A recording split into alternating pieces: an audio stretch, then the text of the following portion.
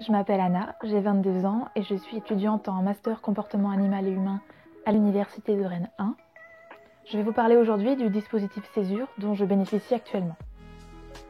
Ma césure, elle a commencé en septembre 2021 et elle se termine en juin 2022.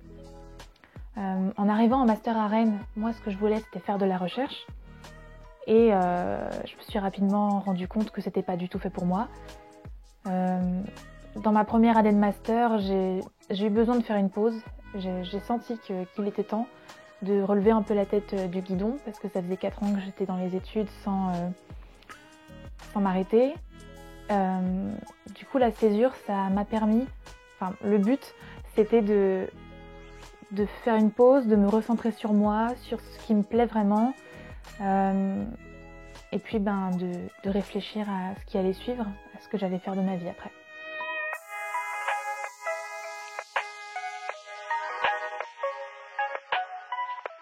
Pendant ma césure, j'avais plusieurs projets. Il faut savoir que ma césure, elle est de type projet personnel, donc c'est moi qui ai établi les grands axes que je voulais suivre. Mon premier projet personnel, c'était de partir à la rencontre de professionnels qui travaillent respectueusement avec les animaux, de les interviewer en leur posant des questions sur leur métier, sur leur parcours et sur eux, sur leur rapport aux animaux, etc.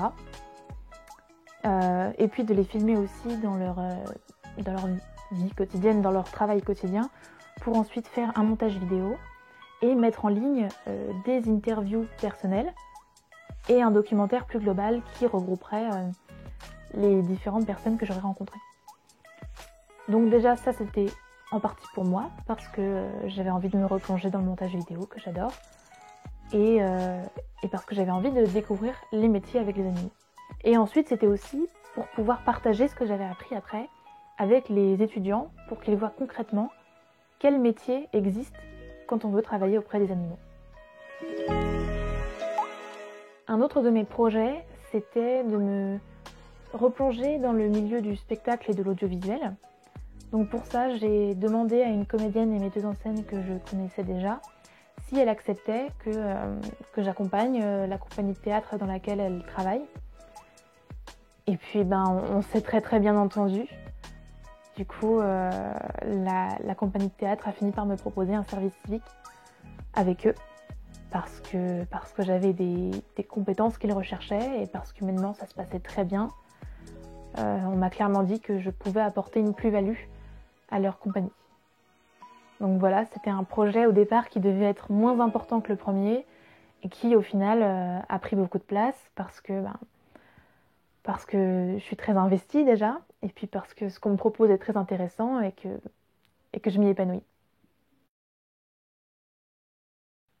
Pendant ce premier semestre de césure, j'ai fait vraiment beaucoup de choses, beaucoup plus que ce que j'aurais pensé.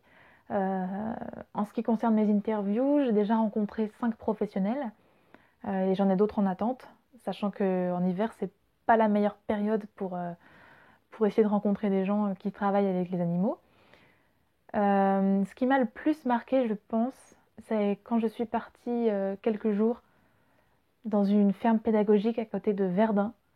Donc c'est une ferme refuge en fait, donc c'est des animaux maltraités qui viennent soit d'élevage, soit de saisie de particuliers, ou bien qui sont tout simplement en retraite là-bas.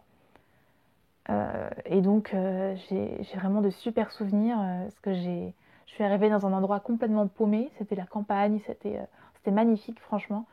Et, j'étais logée à la ferme, donc c'était vraiment, j'étais dans une petite bulle pendant quelques jours. Donc du point de vue du voyage déjà c'était super. Les gens que j'ai rencontrés là-bas étaient vraiment super intéressants.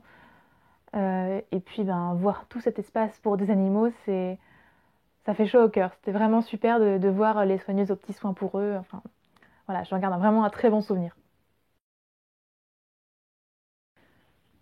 Alors, en ce qui concerne la compagnie de théâtre, pour eux, j'ai fait des montages vidéo et audio.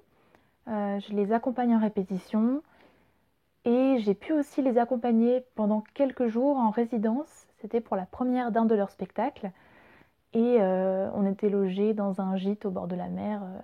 Et quand je dis au bord de la mer, c'est vraiment derrière le portail du jardin, c'était la plage. Donc voilà, c'était un super cadre. Ce qu'on y a fait, c'était super aussi. J'ai vu comment ça se passe, la préparation d'un spectacle, voilà. Euh, mais je pense que ce qui m'a le plus marqué avec la compagnie, ça a été de pouvoir participer à un atelier de théâtre dans un lycée. Donc en fait, on avait tous les élèves de terminale divisés en petits groupes. Et le sujet, c'était les procès faits aux femmes. Des vrais procès qui ont vraiment été faits aux femmes. Euh, Souvent injustement. Certains se finissent bien, pas tous. Et donc, dans ce cadre-là, moi, j'ai eu quelques groupes et je les ai aidés à écrire. J'ai pu aussi les mettre en scène et au final, on a pu les faire jouer sur scène. Et c'était pas sûr. Franchement, à cause de la crise sanitaire, quoi. Ça a été avec un gros point d'interrogation pendant des semaines.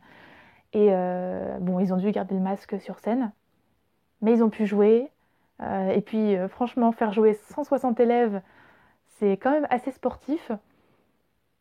Et au final, ça a été un vrai spectacle parce que bah, déjà, ils étaient sur scène dans une vraie salle de spectacle avec des techniciens pour la lumière, pour le son. Ils avaient des accessoires, des costumes. On leur avait fait des vidéos. Et puis le public s'était constitué principalement de leurs copains, de leurs profs et de leur famille.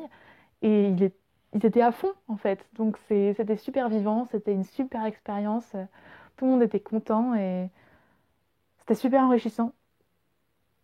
Et à chaque fois que j'y repense, j'ai envie d'y retourner.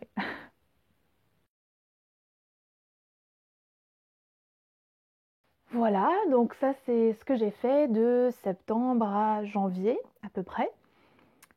Et j'ai encore d'autres choses en préparation ou en cours dont je vous parlerai la prochaine fois. Alors à bientôt!